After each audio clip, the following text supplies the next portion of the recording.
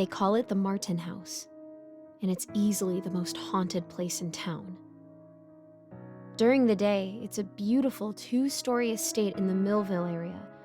It sits behind a high gate overlooking the bay on 10 acres, which comes at a high price given land costs inside Panorama City. The current owner keeps up the grounds and maintains the home, but they say he will not live in the house or be there after dark. He rents it out for parties and events, lets people picnic on the grounds, and opens it during the day for tours and historical outings, but an hour before sunset, the gates are locked and the place is cleared of people. It's a beautiful place, but they say that the devil walks there after dark. The local legend says that Mr. Martin suspected that his wife was having an illicit affair with a servant. They say that, in a fit of jealousy, he made her watch as he hung him, later hanging his wife, his kids, and himself from the same large tree in their front yard. They say you can hear voices, screams, and all kinds of odd noises there after dark. They say that people have seen figures in the windows and on the grounds near sunset with black eyes and pale faces. They say that you can see the lights come on and off in the house after dark, and it is best avoided once the sun goes down. I don't believe in Billy Bowlegs, I don't believe in Kissing Mary, and I don't even believe in the hitchhikers they say can be picked up by West Bay Bridge. The Martin House, however, is something I do believe in. Because when I was young, I experienced it firsthand. My mother had worked at the same hospital for years, and that hospital had chosen to do their employee appreciation picnic on the grounds of the Martin House. I have to believe they were aware of the dark history of that place, but as I said, nothing had ever happened during the day, so they weren't worried. The yard was huge, and the Human Resource Department set up games and tents and all kinds of things to entertain the kids while their parents socialized. I fell in with a couple kids that I knew, and we played some games and explored the booths, but ultimately got a little bored with the scheduled event. These were kids that I didn't know well, but we all knew each other in that way that you know someone after spending years upon years going to these sorts of scheduled events with them. One of them was the son of my mom's friend. Another one was a kid I actually went to school with, but didn't really pal around with outside of things like this. Another one was just a kid who would wander up and fall back in with us when we were all together. There were about 7 of us that day, and I can't remember who suggested that we should play hide and seek. It was unanimously agreed upon, but after playing out on the lawn for a few rounds, it became a little boring. When someone suggested that we could play in the house, that sounded like a much better idea. So we went inside, but quickly discovered the problem was playing indoors.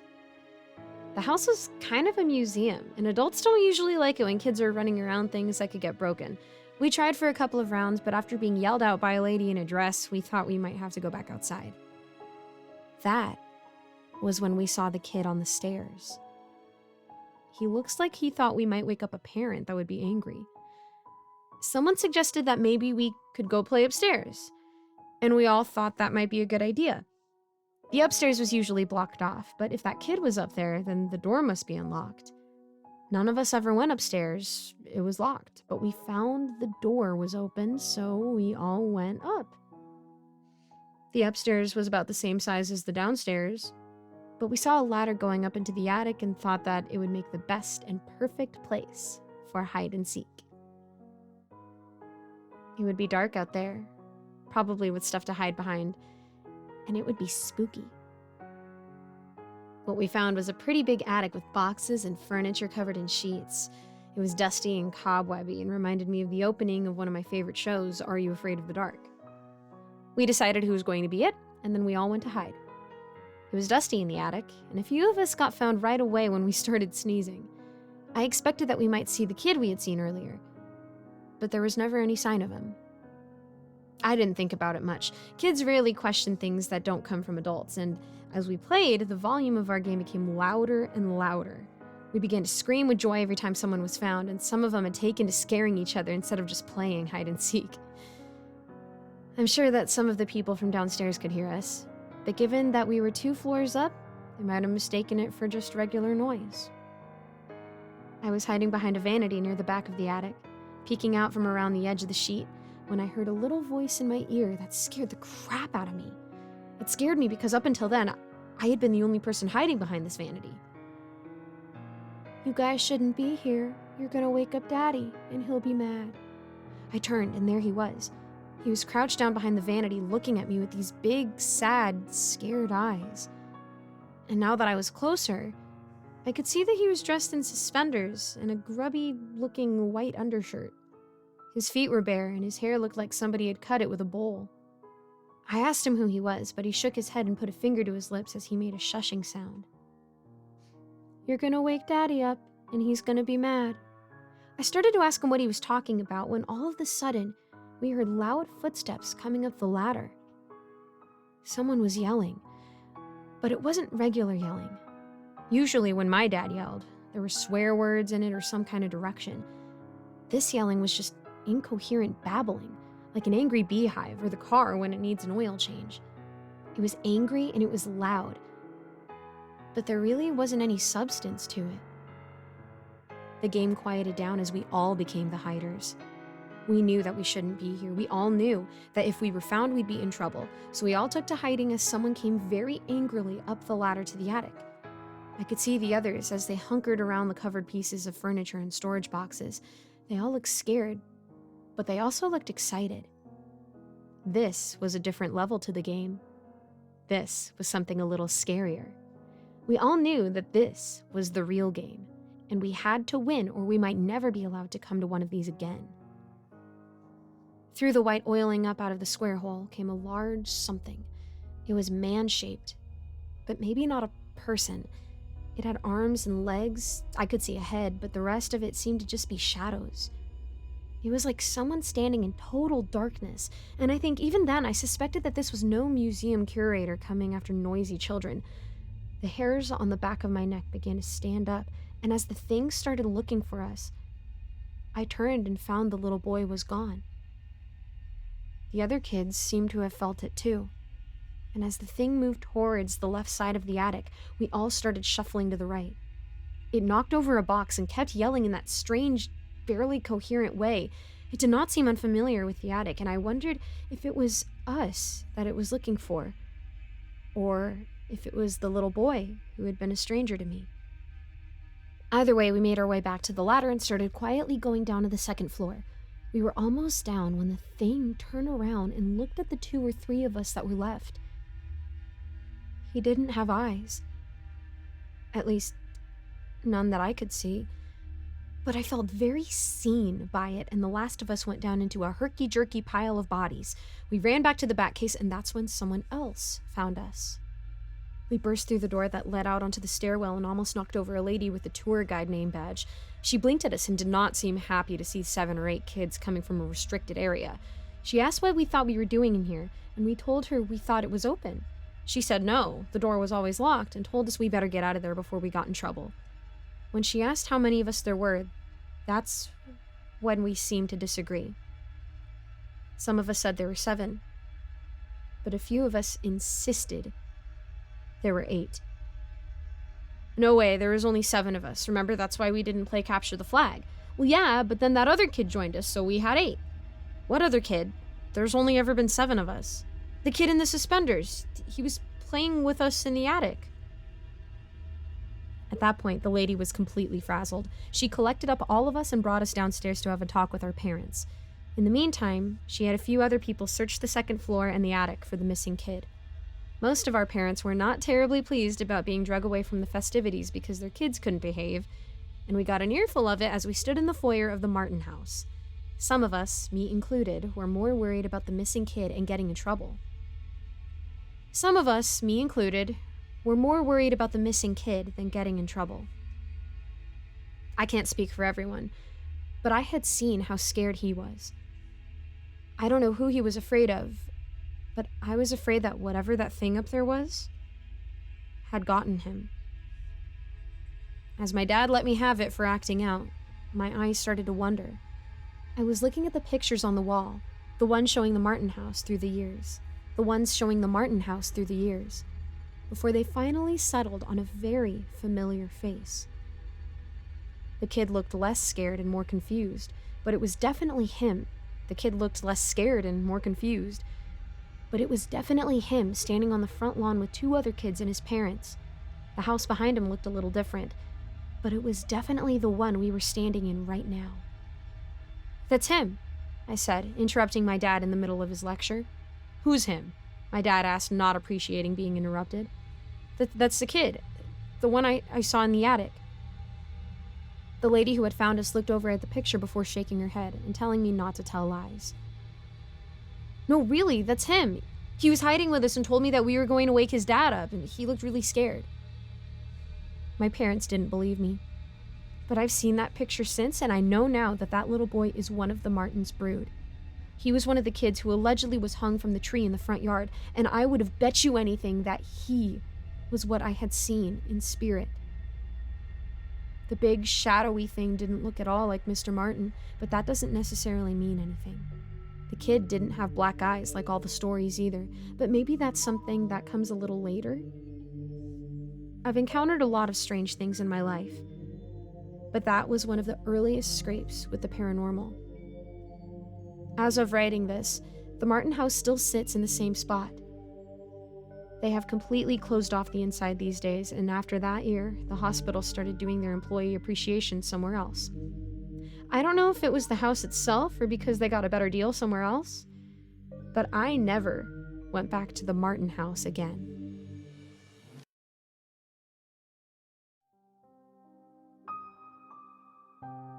As soon as my husband, kids, and I moved into our new home, I knew something was off.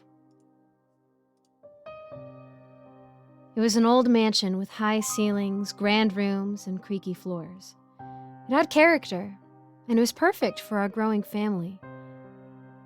But there was something that felt wrong. I couldn't quite put my finger on it, but it felt like we weren't alone. It was as if there was someone watching us, someone just out of sight. I tried to brush it off, thinking that it was just my imagination, but things started happening that I couldn't ignore. One day, while I was putting away some books in the library, I noticed that one of the bookshelves was a little loose. When I pushed it, it gave way, revealing a small, hidden room behind it. At first, I thought it was just a storage room, but when I went inside, I felt a chill run down my spine. The room was small, with no windows, and only a single light bulb hanging from the ceiling. There was a bed, a dresser, and a small desk with a chair. It looked like someone had been living there, but there was no sign of anyone. That's when I started hearing things. At first, it was just whispers, like someone was talking softly in the next room. But then, I started hearing footsteps, as if someone was pacing back and forth in the room. I didn't tell my husband about it at first, thinking that he would just think I was crazy. But then, he started noticing things too.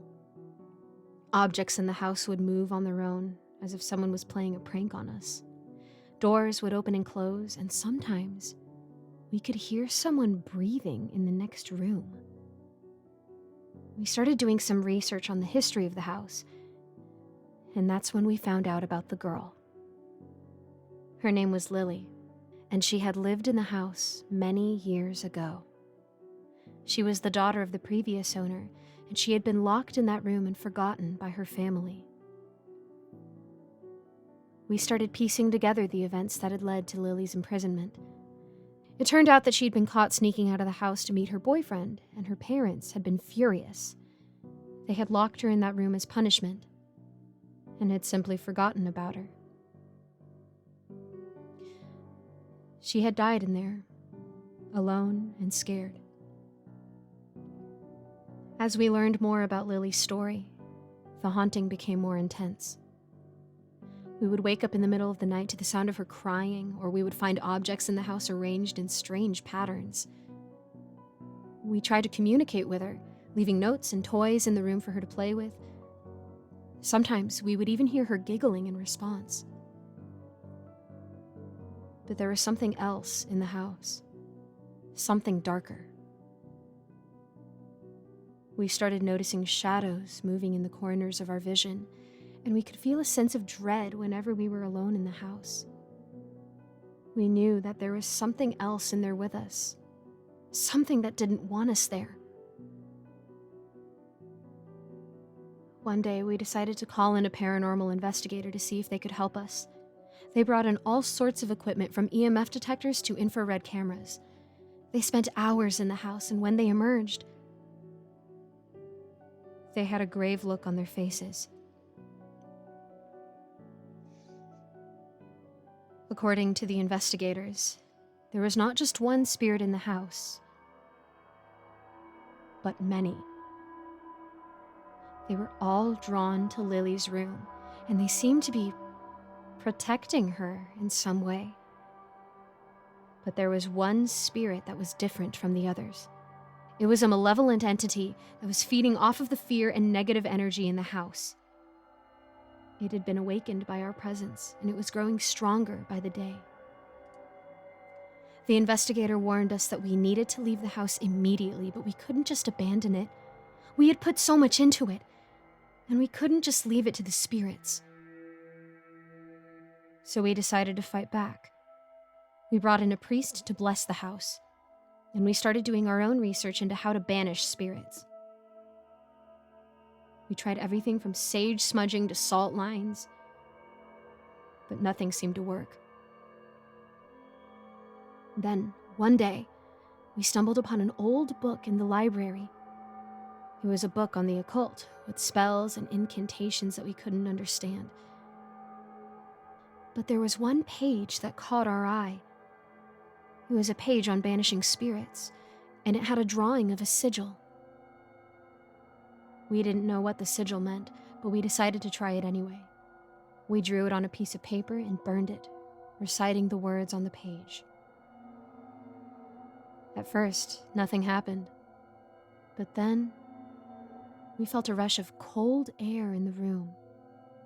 The whispers and footsteps stopped, and we could feel the malevolent entity growing weaker. We continued to do the banishing ritual every day, and slowly but surely, the spirits started to leave. The shadows stopped moving, and the objects stopped moving on their own. We could finally sleep at night without the sound of crying and footsteps keeping us awake. After a few weeks, the house felt normal again. It was as if the spirits had never been there at all. We were finally able to live our lives without the fear of the unknown. But sometimes, when we are in the library, we can still feel a chill run down our spines. We can feel the presence of Lily watching us from the room behind the bookshelf. But we couldn't shake off the feeling that something was still off. Even though the malevolent entity was gone, there was still a sense of unease in the house. One day while we were cleaning out the basement, we found an old box hidden in the corner. Inside the box, we found a journal belonging to Lily. As we read through the journal, we realized that Lily had been communicating with the spirits all along. She had made a pact with the malevolent entity, offering it our souls in exchange for her own protection. We had unknowingly been living in a house that was haunted by Lily's own doing. And now, we realized that we were trapped in the house forever, with no hope of ever escaping. The spirits had claimed us as their own, and we were doomed to spend the rest of our lives in a never-ending cycle of fear and terror. The banishing ritual had only worked temporarily, and now the spirits were stronger than ever before. We had made a grave mistake by thinking that we could fight back against the unknown. In the end, it was our own ignorance that led to our downfall. As we sat in the living room, surrounded by the whispers and footsteps of the spirits, we knew that we had no way out. We were doomed to spend eternity in this haunted house. with no hope of ever finding peace. I'm nearly out of breath as I reach my destination, the 5th floor. Running up and down the stairs an average of 10 times a day gets annoying, but it's part of my job. I've had lots of people ask me the same question. Why not just use the elevator? I'm just really claustrophobic, I say. Occasionally, I'll just throw in a different answer for fun, like that I'm trying to lose weight or something like that. But that never captures the whole truth. I honestly don't know why it started with me. There's no one else I've met with the same problem, and I don't know if I did something wrong, though as far as I know, I didn't do anything to trigger it. Our house wasn't built on some sort of sacred Native American burial ground. It wasn't occupied by some cult, and I had not bought anything cursed or off the dark web. But I'm getting ahead of myself. I was 8 when it first happened. My bedroom was on the 2nd floor of my home. There was a long hallway leading out of it to the 2nd bathroom, and in the middle were the stairs. The lights were usually turned off at the end of the hallway so that while I could peer out at it from the open door of my bedroom, if I adjusted my head a little while sleeping, I wouldn't see anything but a curtain of black. One day, that all changed.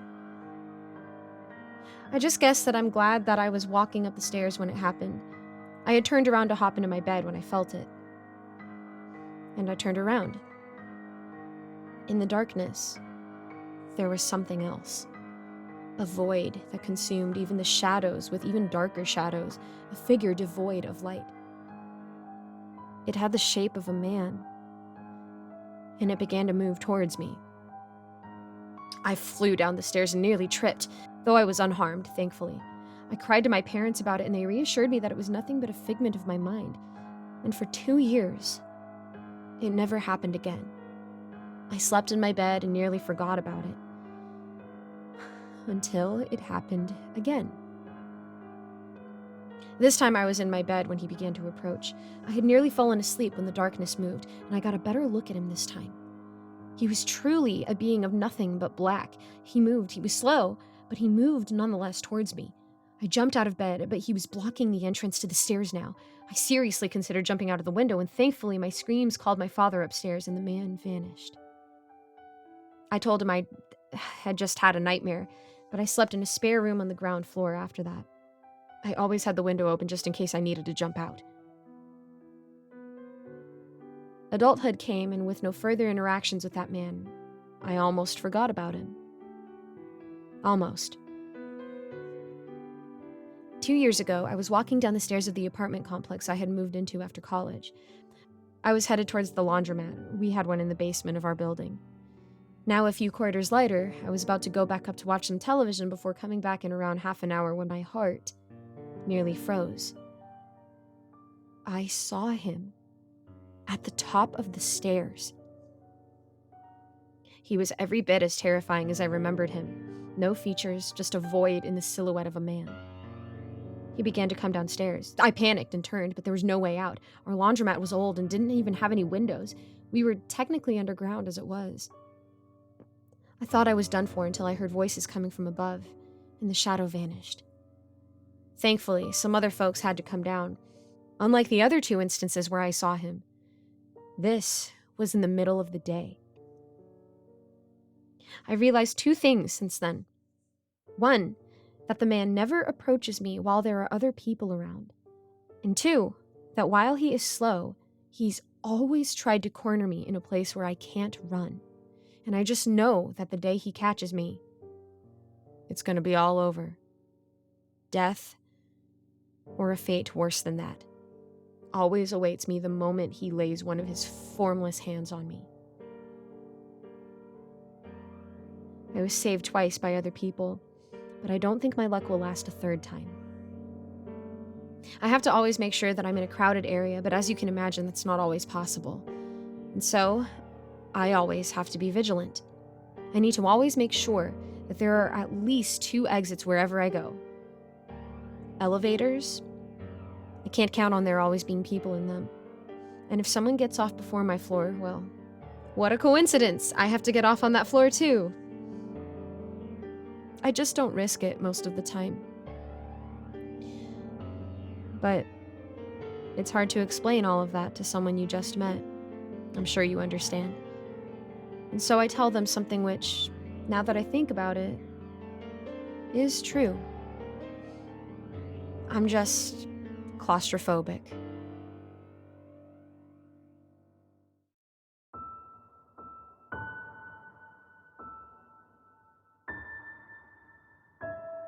Like all 8-year-olds, I treated my birthday like the most important day of the year.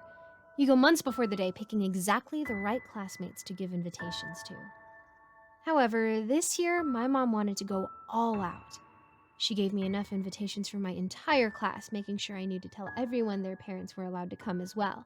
Not only that, but we spent hours upon hours inside a party city grabbing any and all kinds of decorations. I can remember not getting a good night's sleep before my party because of how excited I was. My parents woke up around 7 a.m. to start setting up for the party that day, but I must have been awake at least 3 hours beforehand. I can remember bouncing up and down as I watched the first guest pull into our driveway. Jump forward a couple hours, and our house looked more like a circus. Kids from my class, their families, and my family all eating, drinking, and laughing. All of my friends treating me like a celebrity as they all gathered around, begging for me to open their gift first. It almost makes me nostalgic to go back and have one more birthday party as a kid. Almost.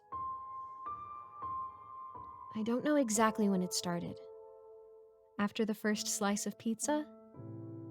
Maybe after the last guest had arrived. At some point, time just began to become a haze. While I would definitely say I felt as if I was on top of the world, it felt as if at some point, something like a warmth began to spread over me. Starting at my feet, the feeling spread until every vein in my body felt as if it were being filled with cotton. Events just seemed to happen, but I can't recall the order in which anything transpired. It's the reason why I can't remember when it first appeared. Suddenly, I just remember being in front of him. My over-animated cousins and friends all jumping up and down excitedly, their shouts warbled and tainted as the warmth that overcame me morphed into a bizarre feeling of euphoria. A clown, almost 7 feet high. Well, no, he was taller. My eyesight succumbed to this feeling as well as everything waved and stretched like I was peering through glasses made of jelly. He towered over all the children. Overalls, a button-down shirt, a pair of oversized clown shoes, some big puffy gloves. All normal clown attire. But it wasn't wearing bright colors. Every article of clothing he wore was pitch black, so dark that it stood out somehow, if that makes sense. Almost like his clothes were holes in reality.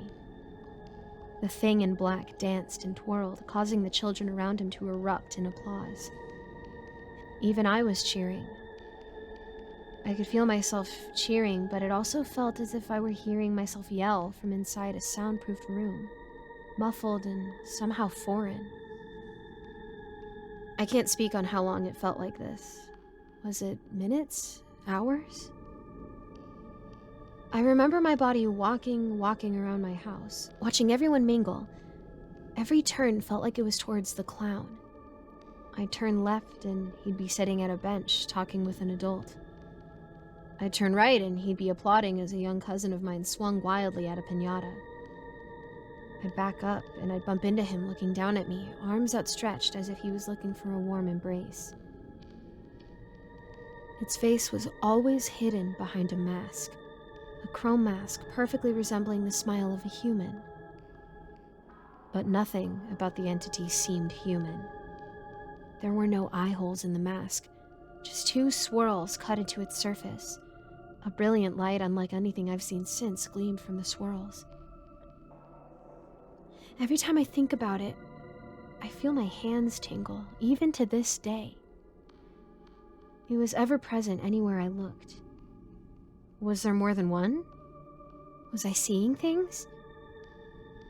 The more I moved, the more off-putting and nonsensical the scenes would become. One moment, I was watching the clown twist balloons into animals, and the next, that balloon animal would be biting away at a happy and willing kid, blood covering the animal's head. One second, I'd be watching people talk, enjoying food at the party, and the next, they'd be stabbing food-covered plastic utensils into each other, all the while smiling, even when those utensils pierced their face. No matter what I saw, the warm feeling that encompassed my body only made me feel blissful. What I remember clearest was somehow stumbling into my house, perhaps in a desperate escape to escape the never-ending mind fog, or perhaps it was the call of something unknown. I walked into my family's kitchen and felt the state of my confusion climax. The best way to explain this transition would be if I'd been waiting around a kiddie pool and suddenly dropped into the deep end. I walked into the kitchen to see the clown in black cradling the bodies of two of my classmates. Not just their bodies, but their entrails. He held both of them, one in each arm, and rocked them gently. Both had been disemboweled, their entrails wrapped around them like macabre swaddles. With the carnage in front of me, I should have been afraid for my life. I should have screamed, should have ran. Instead, I could only smile. It felt as if what I was seeing was the most beautiful thing I had laid my eyes on. I could only walk closer. I felt a pain spread across my face as my face moved to form a grin far wider than it was capable. My skin stretched gaunt over my face, my eyes pulled unnaturally open, tears forming but not flowing. My eyesight faded in and out until the morbid scene in front of me disappeared. The next thing I know, I'm hanging from a tree. I looked up and hundreds of strands of party strings are around my hands, tying me to a branch. All around me, my friends and family all cheer and point at me. I look over the crowd, some covered in blood, some actively bleeding from several wounds. In front of the crowd stood my parents. My dad had his face painted in blood. My mom was smiling, but where her eyes should have been, there were two gaping holes. My mom was smiling, but where her eyes should have been were two gaping holes leaking a thick rainbow fluid. They hug and smile at me as I feel two icy hands wrap around my neck. I feel them squeeze tighter and tighter.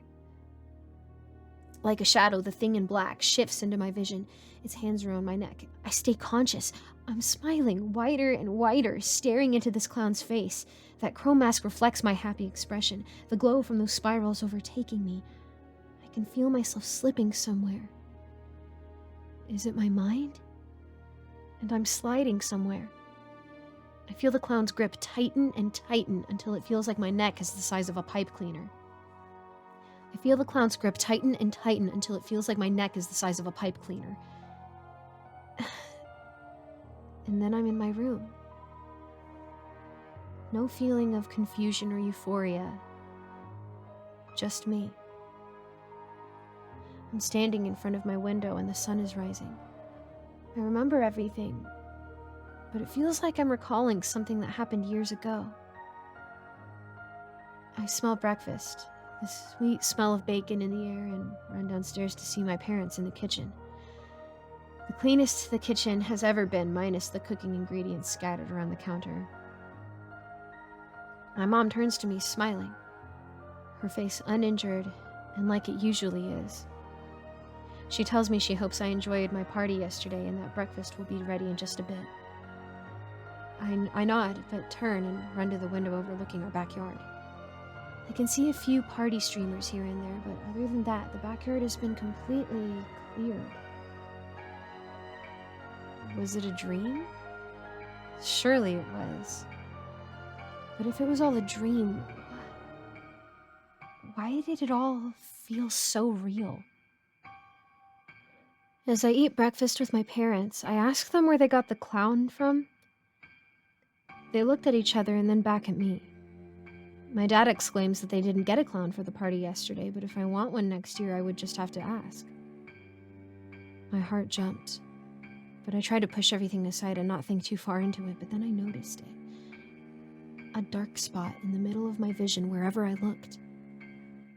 I wipe my eyes, trying to get rid of it, but it stays.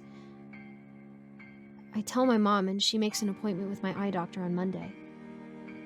When we get there, the doctor says I have something called solar retinopathy. Says I have a small hole burnt into my retina, like I've been staring at the sun or into a bright light. Suddenly, the image of that chrome face with glowing spirals for eyes pushes itself into the forefront of my mind. I tell myself over and over that it was a dream, but I know it wasn't. From my permanently damaged vision to my 2 missing 8th grade classmates that were never found. The same 2 that I'd seen the thing cradling. I know it wasn't a dream from the injuries and scars I see on some of my friends and family that were at my party. I'd ask them where they got the scar from, and they simply go blank for a minute before saying they can't remember. I'm 28 now, and I've started seeing him again. It only happens on my birthdays, but he's always there. Always at the far ends of my peripheral vision, but always there nonetheless. That clown in black.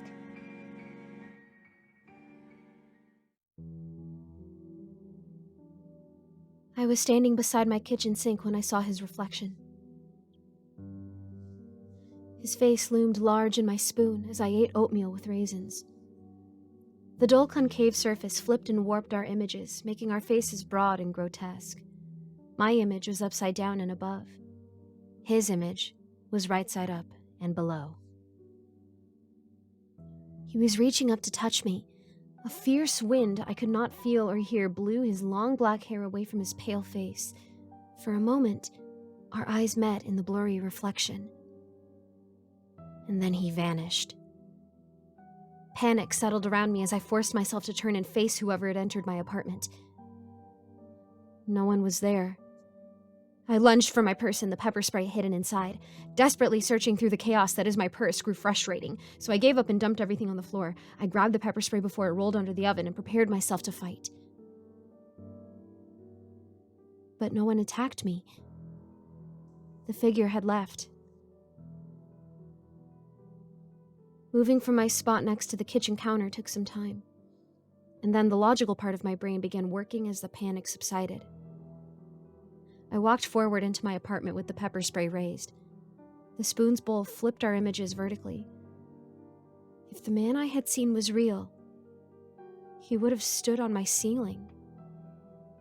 I looked to the ceiling for some sign that a man had been standing on it, but found none. A wind I had not felt or heard blew back the man's dark hair. A wind I had not felt or heard blew back the man's dark hair. Where did the wind come from? I don't own a fan. And finally, the man could not have escaped the confines of my apartment so suddenly. Where would he go? I only have 1 bedroom. I checked the bathroom to be sure. Nothing. Maybe I had imagined the whole thing. Maybe I ate a bad raisin. For 2 months, the figure in my spoon never crossed my mind. I forgot about the man completely. It was as if he was a dream lost in the realm of sleep. I was in public the next time I saw him. Stacy, a friend from work, was helping me buy makeup. We laughed as we gossiped about our horrible bosses at the coffee shop. I guffawed as she mimicked the nasal twang of our day manager. Oops, did I mess up your time card again? Well, we can't have anyone working over 30 hours because that would make you full-time, and then we would have to offer you benefits. By the way, I need you to come in on your day off and work 2 hours because we're short-staffed, Stacy said with a pout. I'll admit it was sad, despite her laughter. But it was nice to laugh just the same. Then, I saw him for just a moment. Everything came back. The minute of the first time I saw the man flooded my mind. The oatmeal, the wind, our eyes meeting for that one moment, his disappearance, it all came back, and I was terrified. My mind whirled as I tried to locate him among the department store crowd. I scanned the room quickly until an overwhelming feeling of menace gripped me. And then, almost without thinking, my head pivoted towards an oversized makeup mirror. The mirror at the counter was much larger than a regular makeup mirror. The purpose of the mirror was to magnify your flaws, so eager sales clerks could upsell the foundation creams. As I stared into the mirror's curved depths, I realized the images in the mirror were flipped, like the spoon when I had seen the man for the first time. My reflection was upside down and above. The man's reflection was right side up and below. Behind my image, I saw his form leaning into a gale of wind, struggling to move forward one small step at a time. His image was sharper and easier to see, making him all the more real. His whole body was visible in the mirror. He stood on the air. Nothing supported his weight, but he struggled forward as if he was walking uphill during a hurricane. Occasionally, the wind would buffet the man, and he would stagger, either being pushed back or falling forward. I turned around, but he was nowhere to be seen. Then my eyes crept back to the mirror. I watched in horror as he struggled forward, coming ever closer. Finally, I forced myself to take a long look at him. The man is tall and gaunt. His hair is long, dark, and matted. His skin is opaque alabaster with blue spiderwebs of veins visible underneath. His mouth is a line with dry, cracking lips pressed firmly together. He wears a long coat, a tie, scuffed black Oxfords, gray slacks, a black belt, and a white dress shirt that is yellowed and stained. He is scruffy and worn. Evidence of fighting the wind is most prevalent on his dark gray long coat and tie. Those garments are frayed at the edges. They whip and snap like twisted banners behind an airplane. As I study him, I sense determination and hunger. So much hunger. A sea of need and want waiting to be filled. I wanted him to disappear. I silently commanded it to happen, remembering his eyes locking with mine and his sudden disappearance. I willed him to look into my eyes. As I stared at him, the wind I could not feel or hear forced him back. It was as if my will and the wind were one. Neither of us wanted the man in this place. We pushed against him, and he was flung back. He raised his dark eyes to mine, and disgust twisted his narrow partition features. And then he was gone. I heard my name. Abby? Abby, are you okay? Paper. I need paper, I told Stacy, and then frantically searched my chaos purse for something to write with. Everything I could remember. I wrote it all down. It wasn't much, but it was enough that the memory didn't fade away. I remember. And that is why I carry a soup spoon in my pocket. I bought a 12-piece set of stainless steel soup spoons. The spoons have a high mirror finish. I polish the spoons. I also keep one in my purse. If I feel uneasy, I pull out a spoon and check behind me. If I feel watched, I pull out a spoon. If it's slow at the coffee shop, I pull out a spoon because that man always returns. No matter how many times I've pushed him away, and it's been quite a few, he returns. He plods forward one step at a time with a fierce determination I've never witnessed before. He is relentless in pursuing me, and I don't know why.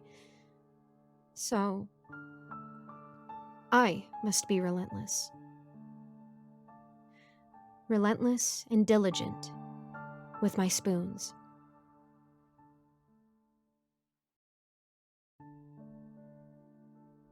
I come from a small town in the innards of Minas Gerais, Brazil. It's not completely remote, but it's pretty small. The only reason this entire city wasn't abandoned when the gold in the mine down there ended is because of our century-old federal university, where losers from the entire country come to study. No, I don't hate or despise them. But let's face the facts. If the only public place that you were able to be approved to study was here, you screwed up pretty badly somewhere along the way. You're probably wondering why I wasted my time writing this and thinking that it's about rambling about my hometown. No, it is not. Not about my hometown, but about what happens in this cursed land. Sit back. I'll explain everything. I come from one of the oldest families in the region. We were one of the founding families who settled here in the 1600s. I know this started a long time ago. The Standing Ones phenomenon. I found an old diary entry from one of my ancestors, dated 1877, which talked about it, and he seemed about as oblivious about what causes it as I am. Most of my knowledge about the Standing Ones comes from either personal experience, reading in the records of my ancestors, or through what my parents and grandparents have told me. It always starts when you are 9 years old, or if you are adopted into the family, if you start dating or marry a member of my family, and more rarely, if you become a friend of a member of the family. The last cases of dating and friendship causing the phenomenon are not guaranteed to happen. It only happens if you have a real emotional connection to someone in the family.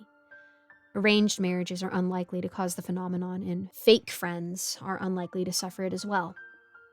There have been cases of maids or employees suffering from it, but those are very rare. There are several types of Standing Ones, but all of them have some common characteristics. The first and most important of them is that they don't move their body. When you look at a Standing One, in most cases, you feel like you're looking at a picture. There are types who are able to move their limbs and talk, but those are rare. The second thing is that you really don't want to get close to one or stare too much. This is dangerous and in some cases, fatal. Third, the Standing Ones are always looking at you. It doesn't matter how far you are, they will be looking at you. The fourth common characteristic is that they 80% of the time do not appear inside your house, but anywhere else is fair game. Even your garden or your workplace, and in almost all of the cases, only you and members of your family are able to even see them. 5. In a usual week, 2 or 3 will appear. There are rare weeks when you only see 1 or none at all, but there are also bad weeks where you'll be seeing at least 1 or 2 per day. My father told me that there was a day that he saw 4, but the most I ever saw was 3. Finally, the sixth thing is that when they show up, they stay for 6 to 12 hours on the place where they appeared. And then they vanish. Usually, at least. I have seen a few throughout the years that broke this pattern, but it's not so common. There's one that stood there for 5 entire days before vanishing. There are several types of Standing Ones. According to what my grandfather told me, originally there was only one type, but for every 50 or 60 years, a new type appears. This is not always the case. My parents told me 2 new types appeared in their lifetime. Each type is deadlier and deadlier. I am turning 39 years old this year. I have yet to see the new type of the 21st century, and I hope it takes long before it manifests. Now, you must be wondering, what happens if I do stumble upon a Standing One? Well, it depends. First and foremost, the consequences of having physical contact or even coming too close to a Standing One are usually unpredictable.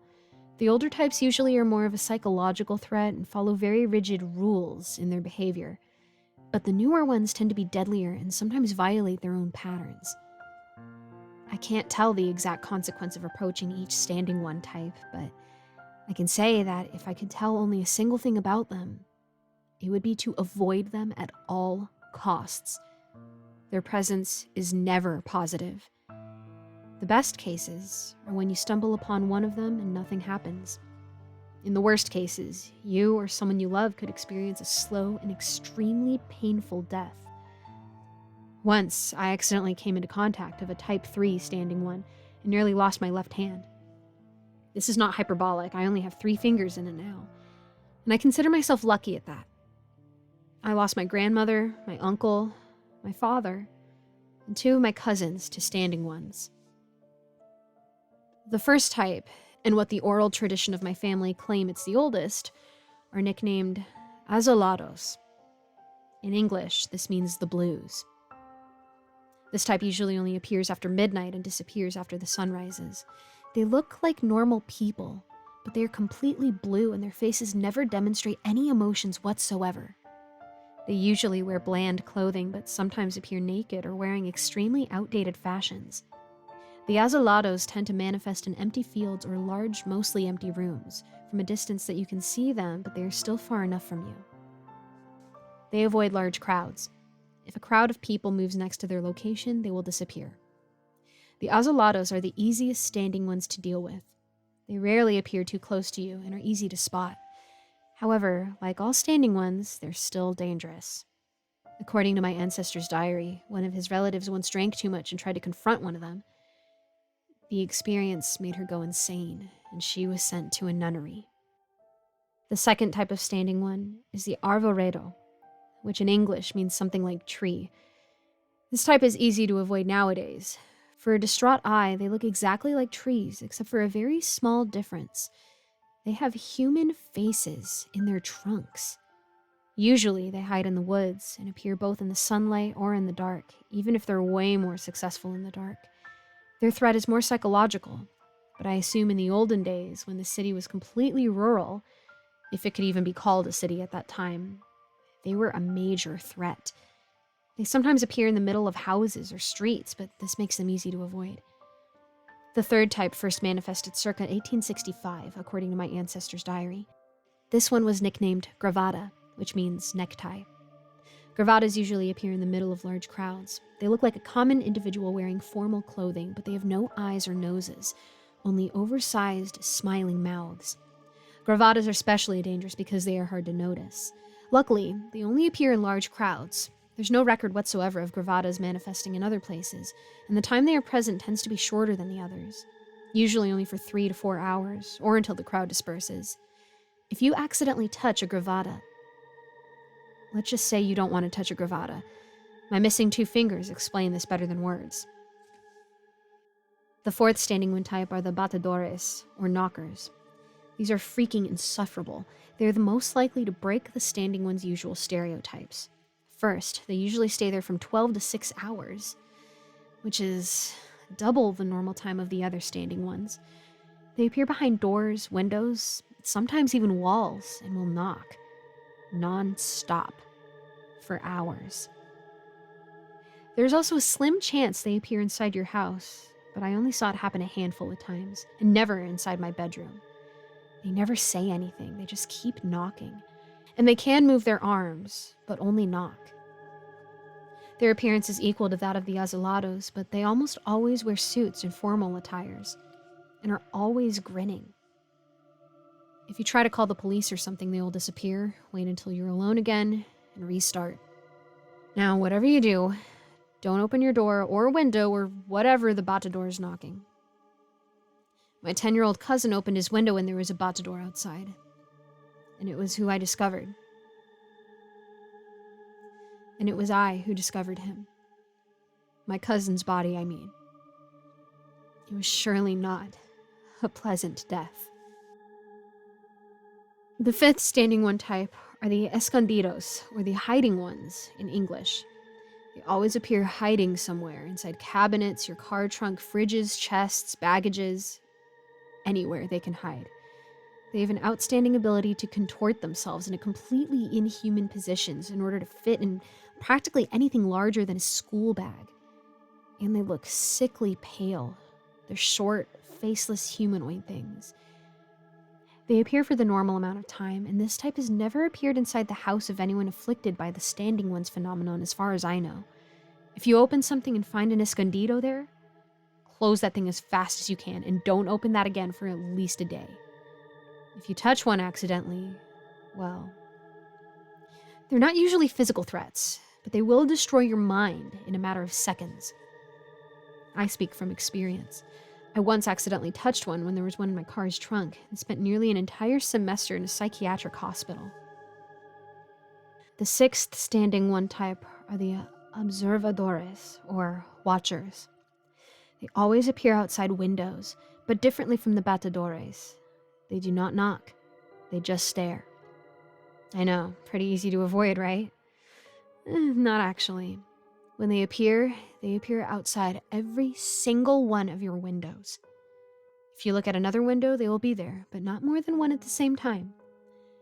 This type looks like a rotting corpse, but their eyes are bright yellow and their faces have emotionless expressions, when they still have enough skin to have those anyway. They will always be on the opposite side of the window you are looking at. It's almost impossible to bump into one unless you're actually stupid enough to open your window, but staring at them for too long is dangerous. It kind of makes you sick. I don't know how to explain it properly, but you will start getting nausea, headaches, diarrhea, and other nasty symptoms, and if you don't stop staring for more than 5 minutes, wounds will start appearing in your body. The seventh standing one is the papagayo, or parrot. They look like common people, but are much taller, having an average height of 3 meters, and their skin glows greenly in the dark. Papagayos are very rare. Some of my relatives have never seen one.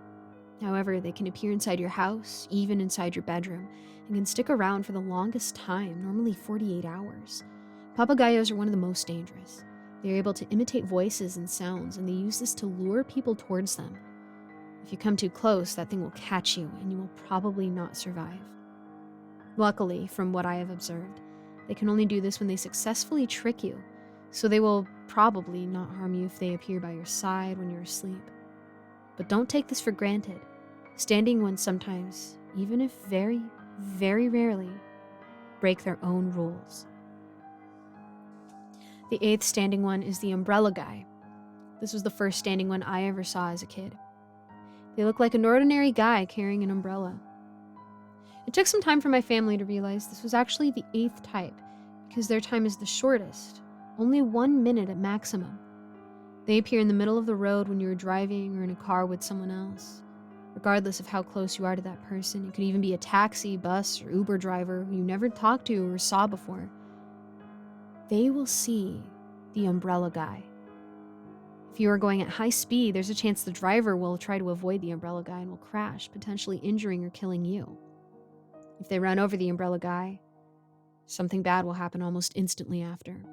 Probably a very gruesome car crash, an armed robbery, a rock or tree will fall on the vehicle. It doesn't matter. What matters is that you will be harmed, even if only financially. The only way to escape from this one unscathed is to either avoid them without crashing the vehicle, which is difficult as they like to appear when your vehicle is on high speeds, stop until he disappears, or take a U-turn and go back. The ninth type is called sombra, or shadow. The standing one tends to appear in lit ambiances, or during the day. They stick around for the usual time, 6 to 12 hours, and don't look like anything at all. That's because the sombras are invisible. The only way you can know a sombra is there is because they have a very large shadow. In the case they appear in the dark, or you turn off the lights, you will be able to see their true form. Let's just say it makes Type 6 look like Miss Universo. Even if they are easier to avoid in the dark, I prefer the risk stumbling upon them to seeing them in their true form. And of course, if you stumble upon them, it will not be a pleasant experience, as my uncle would tell you if he was still alive. Speaking of my uncle, there's the 10th and last type of standing one, the doppelganger. There's one just by the side of my bed right now. They are the worst type, in my opinion. Doppelgangers usually steal the forms of someone you know, like family members, friends, school or work colleagues, in some cases, even celebrities. Oh, and not necessarily living people. The one by my side is pretty stupid because my uncle has been dead for years. They stay there for the usual amount of time and will not harm you unless you touch them. However, like the papagayos, they can and will appear inside your house and bedroom, but rarely. Not as rarely as the papagayos, though. Well, I don't have many family members left. Most died, either by the work of the standing ones or because they got tired of this horrendous life we have.